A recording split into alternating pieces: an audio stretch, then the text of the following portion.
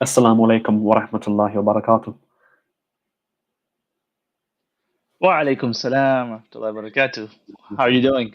Alhamdulillah, all good. Welcome back, Alhamdulillah. viewers, to the third episode of the Quranic Live Show. We're very happy to have you. Just a preview of what we have to come. We've got more Quran reading, where we'll be going through some of the explanations, the tafsirs of those verses, and some tajweed as well. And we'll also be having a discussion together on our obligation towards our families and building a strong family, a strong Islamic family, that is, and expand a bit more on that, inshallah. So lots to come. Keep in tune to the end part, which is where we'll be having that discussion. And inshallah, we'll start off with the Quran reading. Bismillah. So we're picking up from where we left last time. We're in Surah Al-Hujurat. And as we did last time, we'll be going through the Arabic, the English, and some of the tafsir as well with Imam Adam Jamal, inshallah. So Imam Adam, if you're okay, we can carry away. All right. Bismillah ar-Rahman ar-Rahim. A'udhu billahi min ash-shaytanir rajim. وَإِن طَائِفَتَانِ مِنَ الْمُؤْمِنِينَ اقْتَتَلُوا فَأَصْلِحُوا بَيْنَهُمَا فَإِن بَغَتْ إِحْدَاهُمَا عَلَى الْأُخْرَى فَقَاتِلُوا الَّتِي تَبْغِي حَتَّى تَفِيءَ إِلَى أَمْرِ اللَّهِ فَإِن فَاءَتْ فَأَصْلِحُوا بَيْنَهُمَا بِالْعَدْلِ وَأَقْسِطُوا إِنَّ اللَّهَ يُحِبُّ الْمُقْسِطِينَ. Allah says, if two groups of the believers fight, you should try to reconcile them. If one of them is oppressing the other, and fight the oppressors until they submit to God's command. Then make a just and even-handed reconciliation between the two of them. God loves those who are even-handed. So in this verse, let's go through some of the commentary here. It says that the Prophet ﷺ told his followers, help your brother whether he oppresses or is oppressed. When asked what it means to help the oppressor, he said, you help him by preventing him from oppressing. And in our context today, actually, one of the topics we're going to discuss today is family. And in the context of family in particular, this was mentioned by the Prophet ﷺ that help your brother, unsur akhaka zaliman aw mazlum. Help your brother whether he is the oppressor or the oppressed. And the Quraysh said, the Sahaba, they said, wait a second, that was a Jahili thing that we used to say. That even if your brother is the oppressor, help him out. If you see him fighting someone, you fight him. Whether even if he was the one in the wrong, you still help him. They're like, wait a second. The Prophet did a play on words. He used something. He used a reference. You know how we use pop culture references. He used a popular Jahili idea and he changed its meaning. And he said that actually the way you help the oppressor is by stopping him from oppressing. And so you've helped him. So there's so many meanings and lessons from that. The fact that your family member can be, or your friend can be an oppressor, number one. Number two, that oppressors can be helped. In modern culture, you cancel someone, you say the oppressor can never be redeemed. There's no redemption for the oppressor. There's no redemption for the wrongdoer. Unfortunately, innal insana khuliqa da'ifa. All human beings are created weak. All human beings, they make mistakes. All human beings, they do oppression. And the greatest of oppression is shirk, right? The biggest oppression is shirk. So all human beings, they do some forms of oppression. And so you have to be able to come out of oppression. So how do you help your brother who or your sister who is the oppressor? You prevent the oppression. You prevent the oppression. And that's part of your role in a family setting, in a community setting, in a ummah setting or global community setting as well. Then the tafsir continues. This verse was revealed regarding an incident in which the Prophet went to call upon Abdullah ibn Ubay, the leader of the hypocrites in Medina. When the Prophet reached him, Abdullah ibn Ubay said, keep away from me. The stench of your donkey is offending me, subhanAllah. A man from the helpers, the Ansar of Medina, said, by Allah, the donkey of the Messenger of Allah smells better than you, Abdullah ibn Ubay. one of Abdullah ibn Ubay's tribesmen became angry. So Abdullah ibn Ubay was still sticking to, even though he said he is Muslim, he was still sticking to the tribal values. So Mm. his tribesmen were supporting him and they joined him in hypocrisy. The parties then exchanged blows, they started fighting. And this Yeah. verse was revealed. Regarding antagonisms between Muslims, the hadith states cursing a Muslim is a sin and fighting a Muslim is disbelief. God Right. loves the just reinforces the principle that in order to maintain justice, Muslims must be impartial, swayed by neither self interest nor ties of kinship. And the Sufis affirm the literal understanding of the present verse. They also see it as an allusion to the process of inner purification. Mm. So, understanding this verse as also the two parties within the self. It's an interesting commentary. Al Tustari writes, if nature, desire, and lust tyrannize the heart, the intellect, and spirit, the servant of Allah must fight them with the swords of vigilance, the arrows of self inspection, and the lights of conformity to the truth, such that the spirit and intellect prevail, and desire and lust are vanquished. Mm. Okay. So, from this we understand about the conflicts that happened even in the Prophet Wasallam's time, that there was hypocrites, there was different factions, there was different groups. Sometimes people make it out to be that the Prophet's time was this pure utopia where everything was perfect, but the fact of the matter is there was many challenges, there was many conflicts, and the Prophet ﷺ did take the means in order to solve those conflicts and solve those and resolve those things. And the beautiful thing about the Quran is that it tells us that when two parties fight, you have Mm. two family members fighting. What should you do? First, you have to make peace between them. Okay? So you have to make peace between them. That is the first thing that you should do. The first step. So if you scroll up a little bit late to the Yeah. Arabic, yeah. فَأَصْلِحُوا, right? The first verse says, وَإِن طَائِفَتَانِ مِنَ الْمُؤْمِنِينَ اقْتَتَلُوا فَأَصْلِحُوا بَيْنَهُمَا. So you see two people fighting, you're like, wait a second. Let's do islah. Let's make peace between these two groups. Mm. So the first step is not to take sides. Yeah. The first step is to make peace. Hey guys, let's let it go. Let's calm down. Let's let it go. Hey, it's not a big deal. Drop it. Just drop it. The Prophet ﷺ told us, you let go of your haqq. Your haqq, you're in the right. You let go of your haqq, Allah builds for you a house in Jannah. Mm. So let go of your haqq, and Allah will build for you a house in Jannah. He will plant trees for Yeah. you in Jannah. Oh, Um, if the then after you tried the peacemaking process, you tried to make peace, then one of the parties still is aggressing. mm. Then you say, hold on to you say to the aggressor, and you must subdue the aggressor. You must subdue the aggressor until they return to God's command. So we don't continue the aggression after the peacemaking process. Then the one who aggresses after the peacemaking process, now they're truly in the wrong. Okay, the first part of the verse is they fall into it. When in ta'ifatani, you don't know who started it. You know, Mm. he says he started it, and she says he started it. Right? It's you don't know where it began. Yeah. Just say, hey, let's calm down. Let's make peace. What a beautiful verse. What a beautiful process that Allah has Mm. told us. Make peace first. Definitely. And then now, if you're Allah. continuing to aggress after the peacemaking process, after we've told each other to drop it, you're continuing to do aggression, then you must be subdued. Now, what does Mm. subduing look like? It looks differently in different situations, right? On a continental level, in a kind of based war, is going to look different. In a family setting, Yeah. subduing is going to look different. In a Mm. brother, a sibling, 7-year old and 5-year old are fighting, it's going to look different, Yeah. right? But the peacemaking must be equitable. The peacemaking must be equitable regardless, and you must do justice. You must not let your ties to any one person, bias you.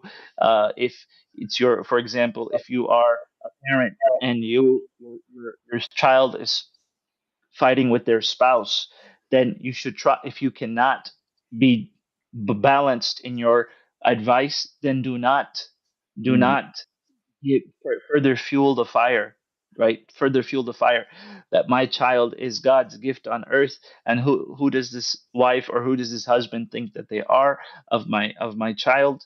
and you're just feeling the fire, right? And you're fulfilling the act of shaitan, which is yufarriquna bayna al-mar'i wa zawji, shaitan that divides between husband and wife. So you Mm. don't want that. So make peace between people. If you cannot do justice, then do not get involved. Involve someone who can do more justice than you.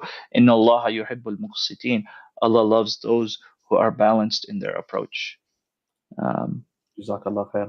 No, that's beautiful. It's just that swallowing of pride. But and I think in a lot of these cases, it's such sound advice because if you can imagine an argument where you've got a really heated, between two believers, whether that's like you said, family, it's a community dispute.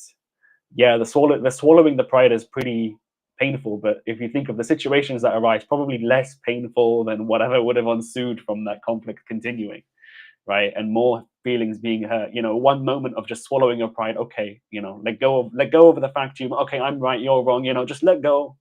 Just make number one priority reconciliation. And even though that swallowing the pride would hurt quite a bit, probably less so than the continuation of that, and it's just spiraling out of control. But when you said, I think you said that is if you were to fight another disbeliever, then that's disbelief. Was that something from this verse? Because could you expand on that a little more? if you fight a believer, then it's So this disbelief. disbeliever, sorry, yeah, that's what I meant. So fighting a believer is disbelief. Yeah, So what does that mean? Is that a literal thing that you are a kafir if you fight a believer, yeah, or is it more of a rhetorical device to say, look how grave it is to fight a believer, right? To mm, look how grave it is to fight a fellow believer, that it's the path to kufr. So it's not kufr necessarily, but what is meant by that is the path to kufr, regardless of whether it was literal or rhetorical. In both cases, it's extremely, extremely egregious. It's extremely, extremely wrong. It's extremely, extremely something to be very careful of, and that someone should really, really check themselves before engaging in any kind of fight with their fellow believer. mm. And what in terms of the like breaking that down, is that because what you're kind of putting your ego above your deen, or your kind of your positioning your own kind of pride within your Yeah. above Islam and above others Islam, and that respect of that. Yeah, the fight that's mentioned here is the physical kind of fight, right? Okay. Physical harm to the believer, right? Mm. Physical harm to the believer is kufr. Yeah.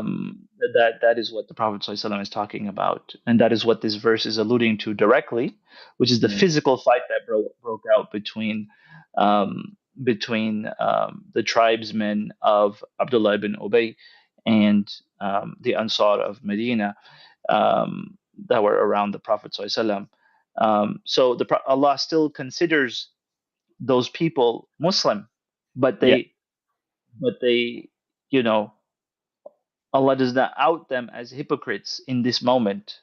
Yeah. In this moment, he says, if the fighting is between believers, you know, on a surface basis, right? So the hypocrites on a surface level, they were Muslims, but in their Mm. hearts, that was between them and Allah subhanahu wa ta'ala.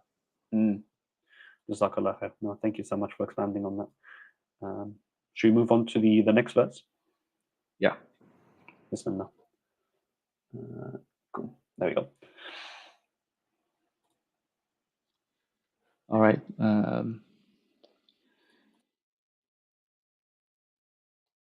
إنما المؤمنون إخوة فأصلحوا بين أخويكم واتقوا الله لعلكم ترحمون. The believers are brothers, so make peace between your brothers and be mindful of Allah so that you may be given mercy. In this verse, Allah talks about the brotherhood of belief and emphasizes the transition from tribalism to faith. So there was a transition of your tribe is your brothers to your believers and your brothers in faith are your brothers. And this verse tells us that boasting on the basis of tribal lineage should cease, um, as explained in a hadith, that unless people cease boasting about their dead ancestors, who are merely coals for the fire, they will be more despicable to Allah than the beetle that rolls dung with its nose. Allah has removed from you the pride of the age of ignorance and boasting about ancestors. One is either a pious believer or a miserable sinner. All men are descendants of Adam, and Adam came from dust. Do not defame yourselves or insult one another with nicknames. Is said to have been, this is a different verse, to have been revealed in order to abolish the pre Islamic practice of calling people by derogatory nicknames. How evil is the name after having believed, name calling. Warns those. This is a verse which warns those who have become believers not to call other believers by derogatory names. It points to the this is actually the commentary of the next verse. I got Okay. lost here. I was wondering. I was like, wait a second. This is the next verse. Um, so let me go back. So this is among the important verses in the Quran for understanding the structure of the Muslim community ummah Yeah. regarding the unity of which the Prophet ﷺ said the believers are like a single structure, each part supporting the other. The centrality of brotherly love in Islam may be expressed in this hadith. None of you truly believes until he loves for his brother what he loves for himself. This hadith goes to the heart of this surah, which emphasizes a bond of faith that transcends those of kinship and suggests that one should no longer make alliances based merely upon tribal bonds. As another hadith states, God helps his servant as long as the servant helps his brother. Bonds Mm. of faith are esteemed so highly in Islam that among the 7 types of people who the Prophet said will be granted paradise, he lists 2 men who love each other for the sake of Allah, meeting for that reason and parting with that reason. In another hadith, the love of another for God's sake is combined with the love of the Prophet and the fear of disbelief to make up the 3 qualities needed for entrance into paradise.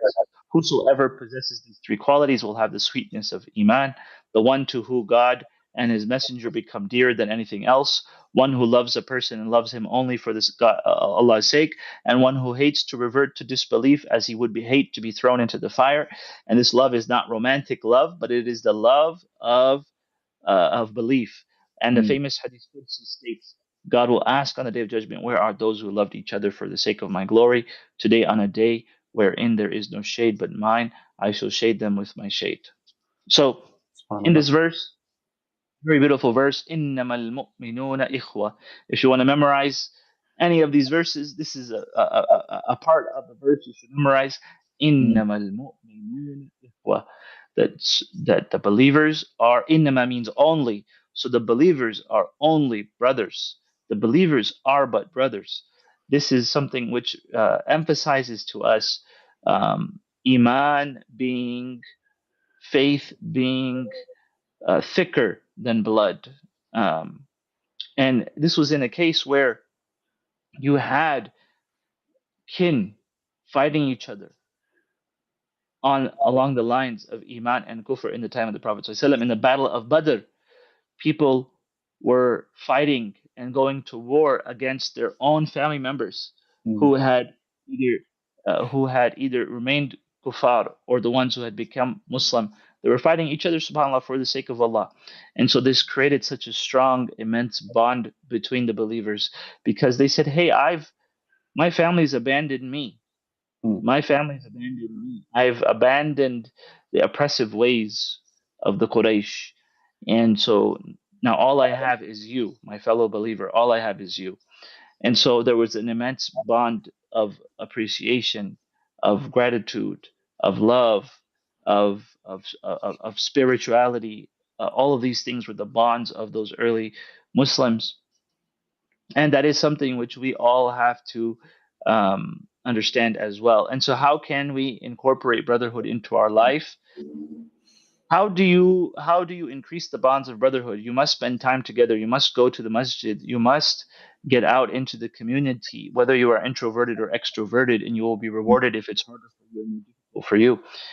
You must go out and you must make the bonds of brotherhood. You must spend time together. You must meet people. You must help each other with difficulties because it's through difficulty that you become closer. When the believers literally fought battles next to each other, shoulder to shoulder. They prayed salah shoulder to shoulder. They gave each other half their wealth when the Meccans came, the Muslims from Mecca came to Medina. The Medinan said, "Here, take half of what we have." So they went through challenges, difficulties together. They accepted the immigration of the Muhajirun. They went through so much together, and that's what built the bonds of brotherhood and sisterhood between them. Mm. And so, what is the command? The believers are brothers, so make peace between your brothers. Mm. What a beautiful thing. That put your differences, you are going to have differences.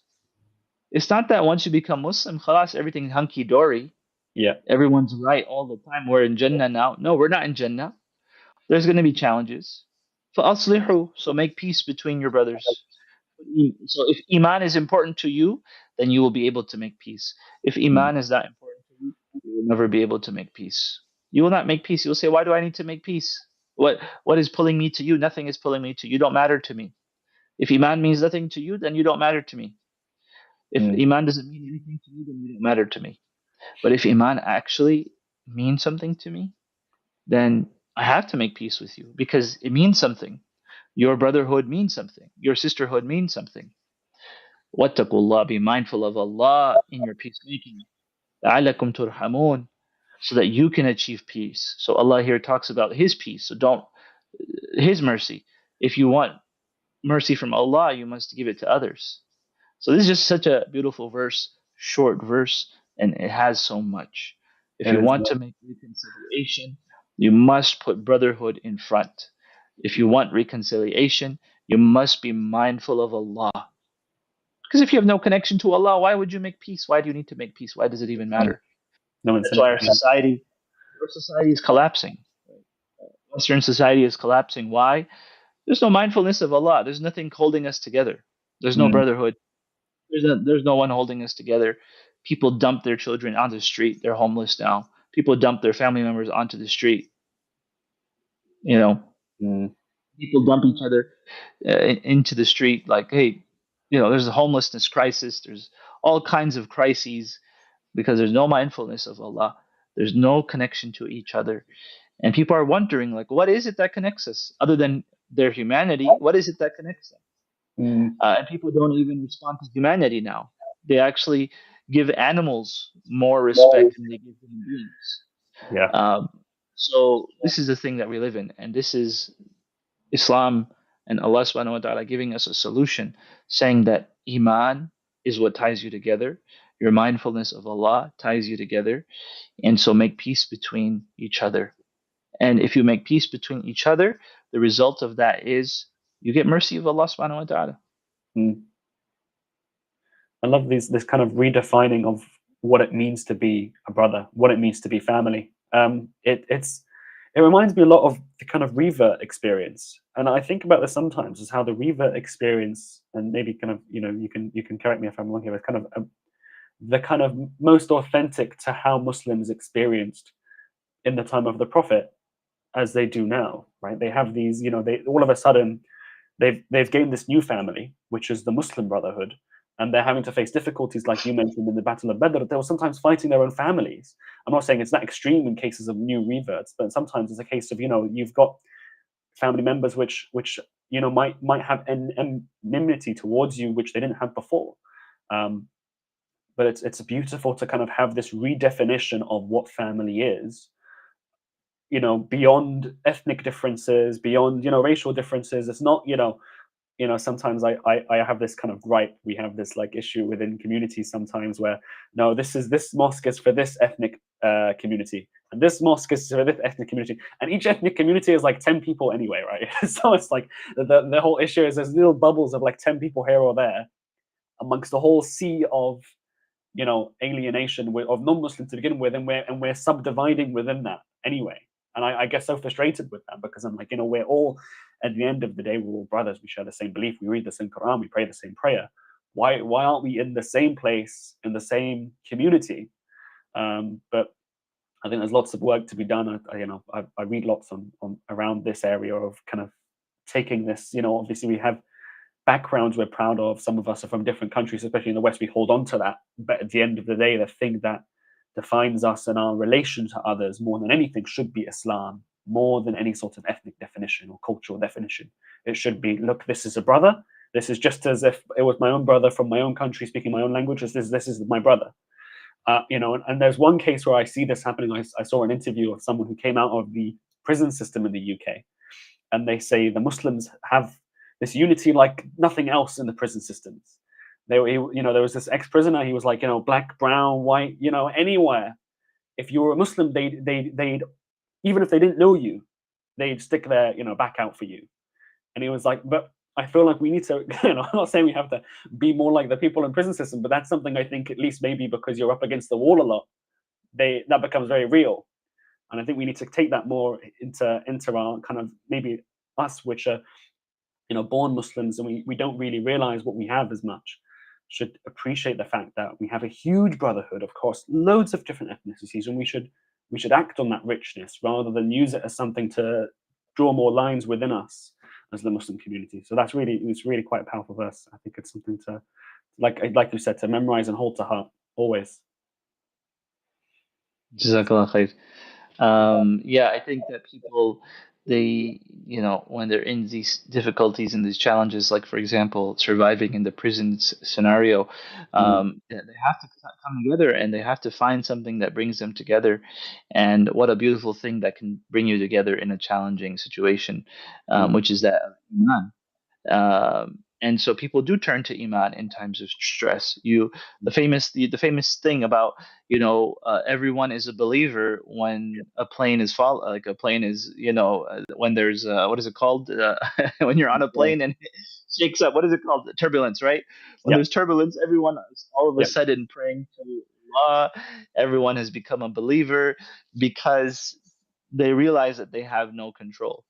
And we live in a society of control, right? We live in a society that wants to be in control of everything, the weather, the climate, that wants to be in control of natural nature, and we saw with COVID what happened and how Allah reminded us, you are not in control. Allah is the one in control, right?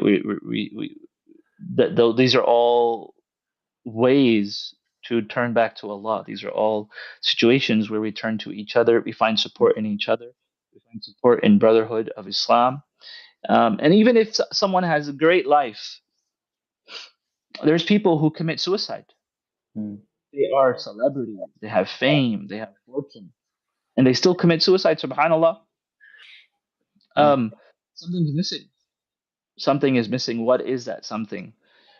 One of the things that people are missing, right? We have an epidemic of loneliness. One of the things that's missing is community and brotherhood, and Islam provides that. There has to be something. There has to be something. It's not enough to say your common humanity will tie you together. We're seeing that that's not working. But we're seeing that experiment play out, and people don't care about humanity. They care about their dogs more than they care about humanity. But Iman raises you above the animals. Without Iman, you're worse than the animals, right? Without something that ties you together. And I'm saying that because that's how people are being treated.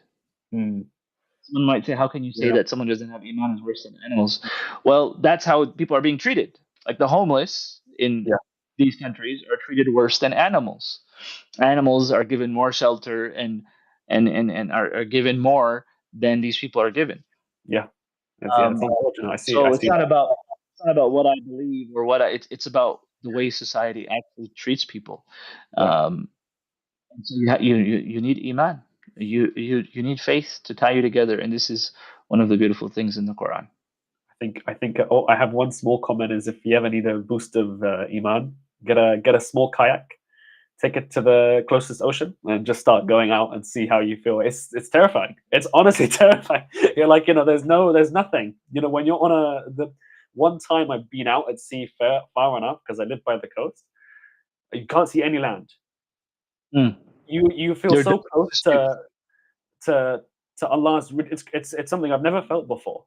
You're completely like you're by yourself. You're like, one wave could take me like right now. I can't even see the rest of it. So you can't see. It's just ocean. It's empty. I pray you feel vulnerable. Yeah, I prayed on the back of the boat. Lights were off, no sound. It's just dark. It's just dark as far Mm. as you can see. As like it's such a Mm. terrifying but powerful moment. Like even then, that Mm. was like years ago, but I still remember that so vividly. Wow. Like the salat I had there, and when I would be, you just be out there and you'd realize how vulnerable you are. And I feel like so many of us are isolated from that. And even now I'm more isolated from that now because that was quite some time ago. But like if but that memory still has an impact on me of just remembering how vulnerable I was, and you're just Mm. completely alone. But Mm. one thing was the stars. I have to say that just looking up and you could see all the, there's so much light pollution. I feel like we miss so Mm. much of the sign. We surround ourselves with so much like material dunya.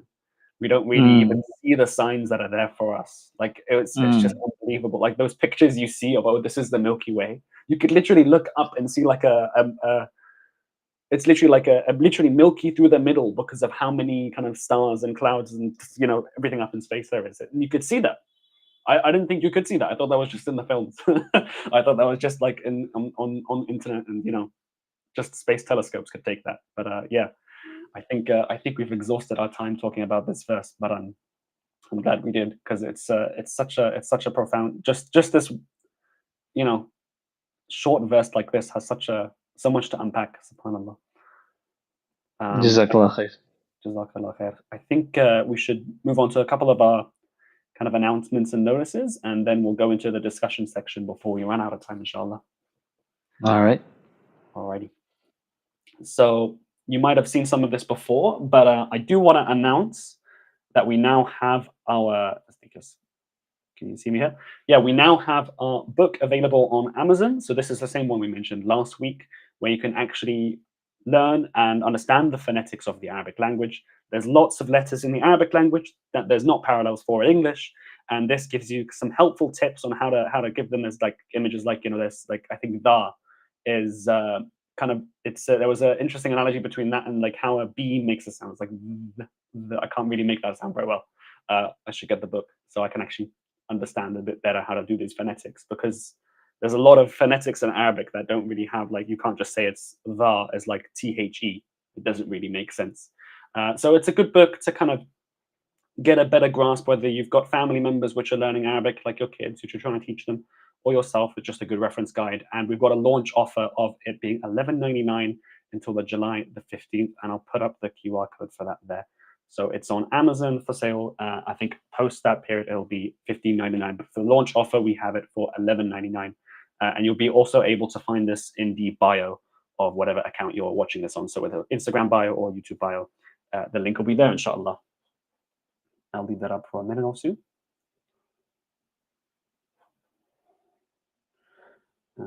Another thing we have is the new Quran Clips feature. It's a new feature coming to iOS in particular, and it's a new way to experience recitations of the Quran and share it with others. So the Quranic app can actually be a space where people can experience Quranic recitations of everyday people, where they can feel inspired to actually, learn the recitation themselves and have an experience with the Quran in a way. So that's a new feature we're working on. It's available on iOS at the minute. And if you wanted to be part of the team to help us get this out, put your own recitations on there, or test out what it's like looking at other people's recitations, you can apply to test our beta, join our beta team. If you are on Android, you can also sign up. This feature is specifically for iOS, but we do have an Android beta where we're rolling out new features, and you'll be able to, inshallah, get some hasanat, get some good points from developing this with us, inshallah, and bringing it out to benefit many Muslims, inshallah. And the last item we have is our Understand Quranic Arabic course. It's a live course, so it's actually, I think, Imam Adam, I think this is, what's the minimum requirement for this course in terms of your understanding? Is it just being able to read? Sorry.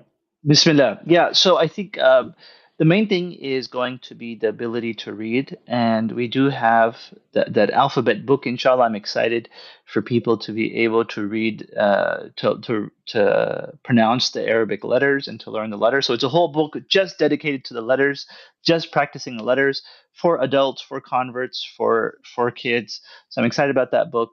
So it's a great way to get started for a complete beginner. That's really for the complete beginner. Um, and we also have an alphabet course on our website.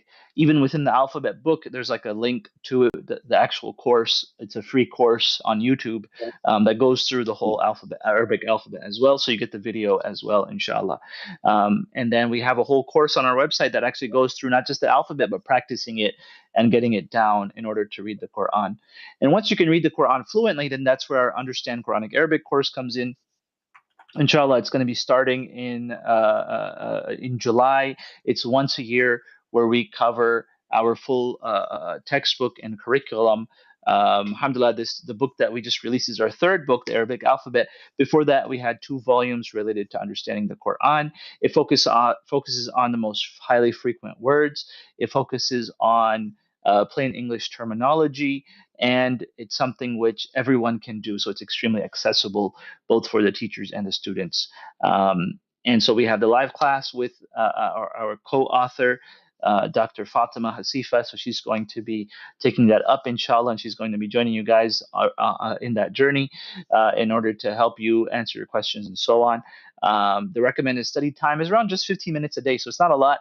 It fits into your schedule. The videos are broken down into bite-sized segments, and that's what a lot of the students love about it, that they can wake up in the morning, have some coffee or some tea or whatever, protein shake, whatever it is, and then study for 15 minutes before they start their day. Some people do it after work. Some people do it all together on a weekend, or a mix of those ways. And so it's meant to work with your busy schedule, inshallah. You can, of course, study more than 15 days, and you can kind of adapt the schedule to your own needs. And there is a weekly review and Q&A as well that's open to all of our students, inshallah. So looking forward to that, inshallah. I think it's a great way to get ready for Ramadan. The Ramadan preparation can start from now, so that you can make sure you have a wonderful Ramadan where you actually understand what's being recited and you make so much progression with the Quran. This is not an Arabic class. This is not an Arabic class. This is not an Arabic speaking class. This is not get married to an Arab class. This is understanding the words of Allah subhanahu wa ta'ala, the language which Allah chose for his book, the original preserved language, the one that we look to, that so many people, they come to Islam because they open the Quran and they're like, wait a second, this is the original words of Allah that have not been distorted, that have not been changed, uncorrupted, untranslated. Most people, they go to a holy book that's been translated. They don't have any idea what the original even looks like. Yeah. And Muslims, we have the original. We're so blessed by Allah subhanahu wa ta'ala that Allah tells us that He revealed the book, وَإِنَّا لَهُ لَحَافِظُونَ, and He's going to preserve it. It's not, we are the means of preservation, but Allah is the one who's making sure that it's happening. So we have this beautiful opportunity to understand the Quran together. No one will be turned away for financial reasons. So if you have a challenge with financial, there's financial aid available, and we will make it work, inshallah, regardless. So please join us, inshallah. I look forward to seeing you guys there. Jazakallah khair. Really exciting. Thank you so much, Imam. I think we'll move on to the final part, which is our discussion on family. So the topic we're discussing is building a strong family. I'm always admired by, it's something I think, it's a lot across the world. You see kind of the decline of the family. Liberal values kind of clash with the family, and that's why you see. I feel like a lot of the reason you see declining birth rates in liberal countries is because they attack the family.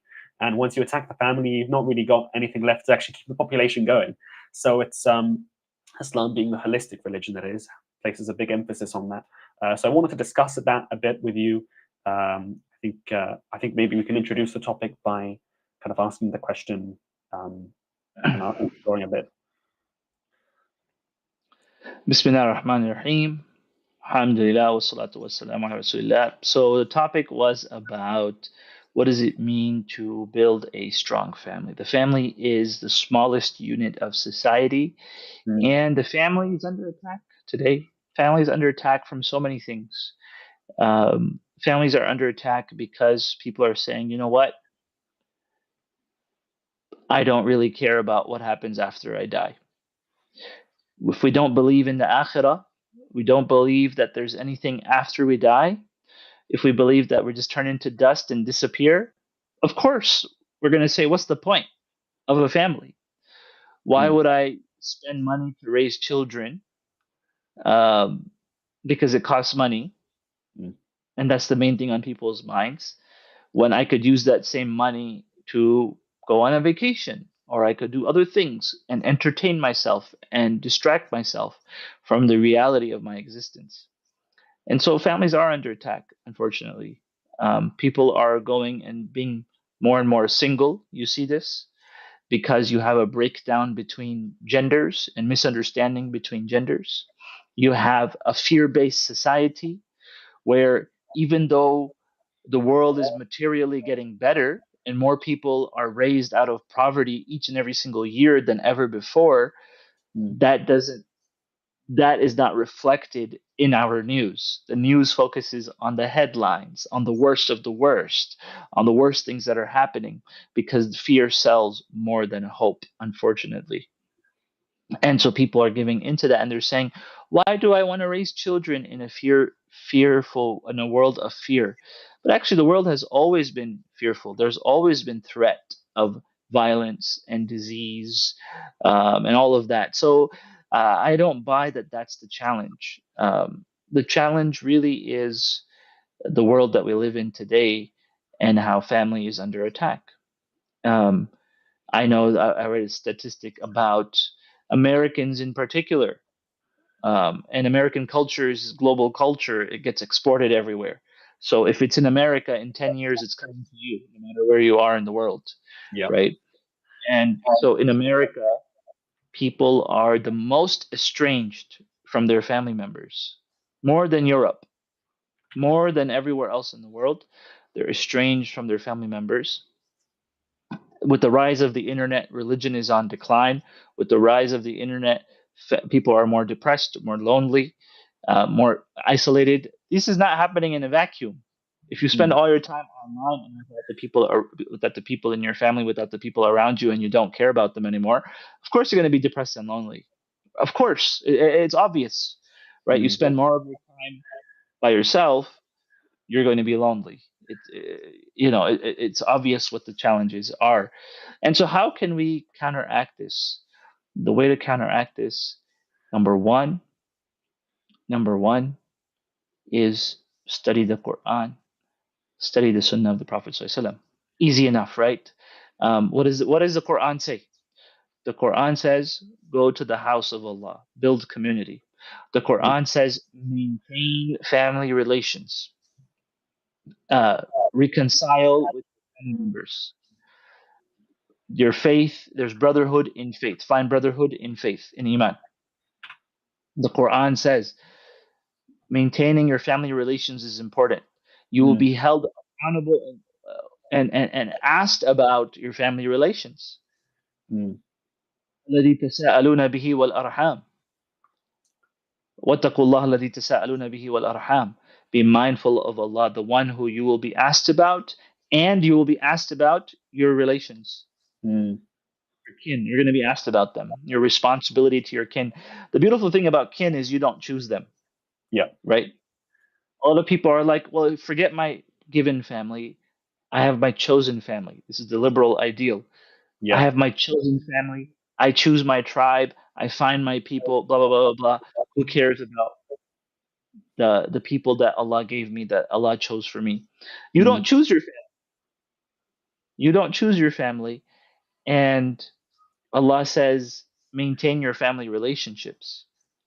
That mm, the mark of your character is not, let me let everyone go.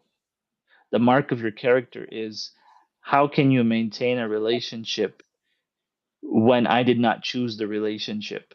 mm, That's the mark of Allah. And that's the responsibility you have to each other. So that's something which is really important. Is the Quran talks about family. Um, I'll let you say anything, or if you have Yeah. any questions.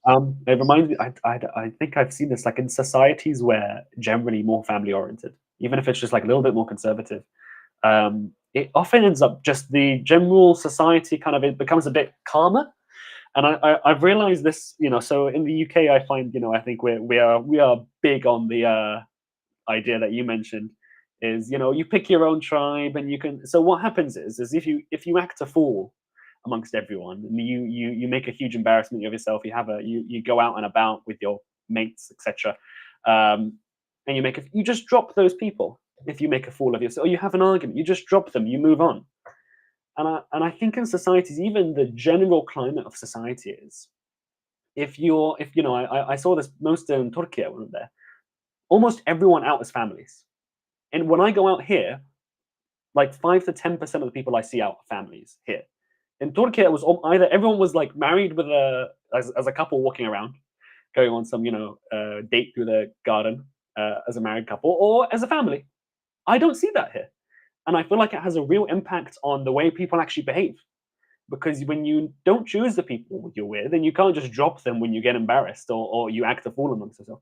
You actually have a standing. You have to kind of behave day to day. I know it sounds a bit like, oh, people should just behave, but your family, because they're always there, they'll hold you to account. So the people around you actually hold you accountable.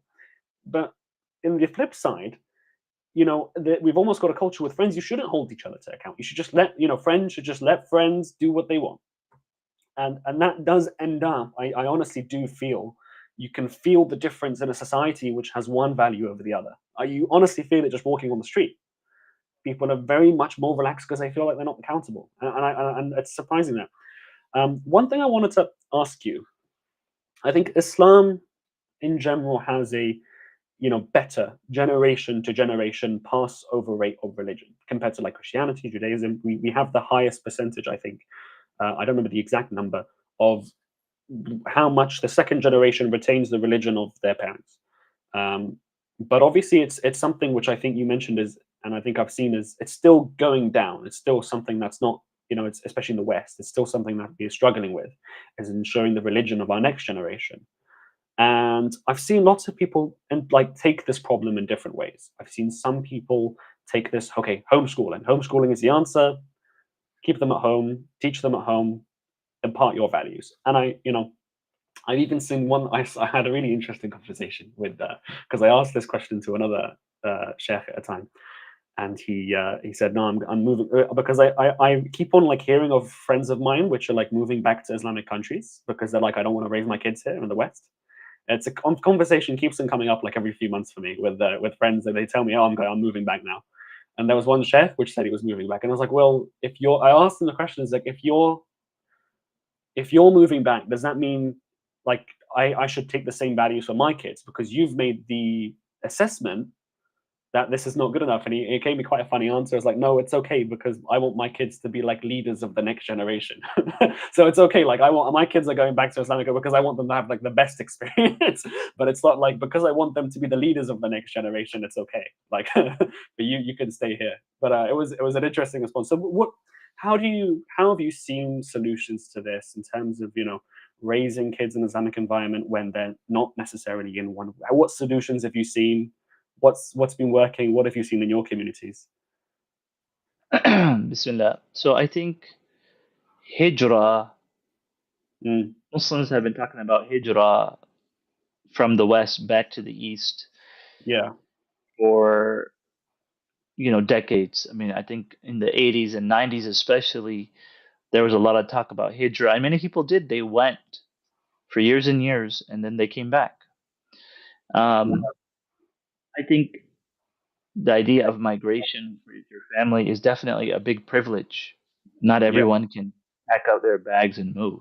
no, There's also the challenge of your elderly parents if you have them.